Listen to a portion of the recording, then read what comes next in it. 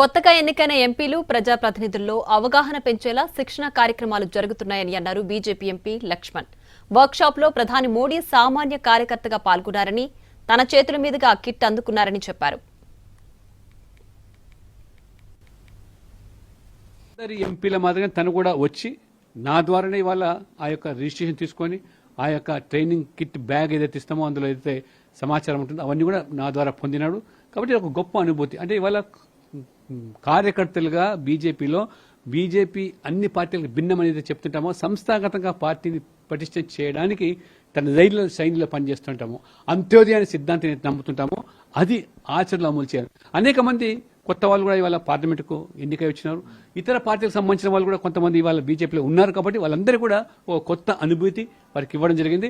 ఏ రకంగా స్కూల్లో విద్యార్థి పాఠాలు నేర్చుకుంటాడో ఆ పద్ధతిలో ఉదయం నుంచి రాత్రి వరకు కూడా ఇది క్రమం తప్పకుండా వివిధ అంశాల మీద